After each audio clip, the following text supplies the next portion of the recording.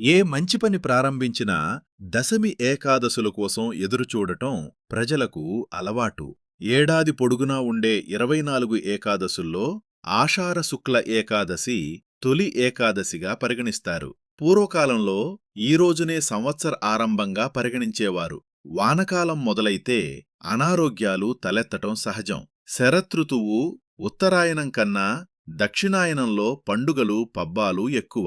లంఘనం పరమ ఔషధం అనే ఉపవాస దీక్షకు నాంది తొలి ఏకాదశి.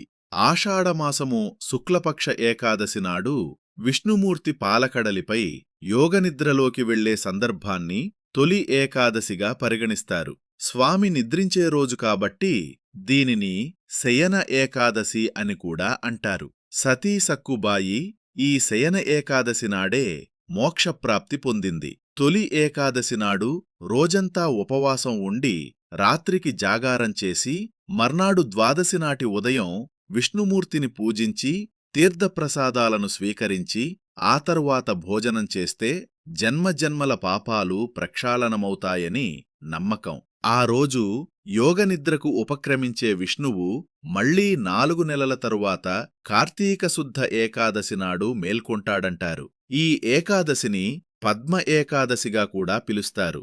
ఈ యోగనిద్ర అనేది భూమిపై రాత్రి సమయాలు పెరుగుతాయి అన్నదానికి సూచన. తద్వారా ప్రజలలో నిద్రా సమయాలు పెరుగుతాయి. భవిష్యోత్తర పురాణంలో కృష్ణుడు ధర్మరాజుకు ఈ ఏకాదశి మహత్యం వివరించాడని ఉంది. దానిని ఉద్ధాన ఏకాదశి అంటారు. ఆ తరువాత రోజు వచ్చే ద్వాదశినే క్షీరాబ్ధి ద్వాదశి అంటారు. ఈ 4 నెలల కాలాన్ని పవిత్రంగా పరిగణించి అందరూ చాతుర్మాస్య దీక్ష చేసేవారు. తాళజంగుడు అనే రాక్షసుని కుమారుడగు బ్రహ్మ వరబలముగల మురాసురునితో విష్ణువు యుద్ధం చేశాడు. యుద్ధంలో అలసిపోయిన విష్ణువు తన శరీరము నుంచి జనింపజేసిన కన్యకనే ఏకాదశి అంటారు. ఇందులో ఒక చిన్న కథ ఉంది. ఏకాదశి వ్రతాన్ని ఆచరించే రుక్మాంగదుడి దగ్గరికి రంభ మోహిని రూపంలో వచ్చి ఏకాదశి పూట పొందుకోరిందట.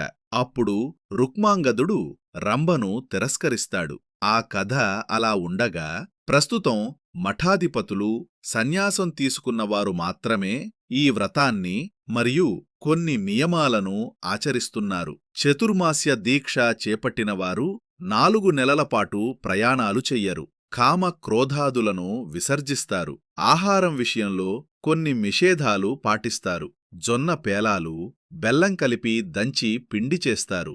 రైతులు ఆ రోజున ఖచ్చితంగా పేలపిండి తింటారు. పురాతన కాలం నుండి ఏకాదశి నాడు ఉపవాస నియమం లోకంలో స్థిరపడిందని ఈ పురాణగాథలు చెబుతున్నాయి. ఈ వీడియోలో ఏమైనా తప్పులు ఉంటే నావిగా భావించండి. Thank you friends. మా వీడియో చూసినందుకు ధన్యవాదాలు. మా ఛానల్ని కొత్తగా చూసేవారు మా ఛానల్ని సబ్స్క్రైబ్ చేసుకోండి. మా వీడియోకు ఒక చిన్న లైక్ కొట్టండి.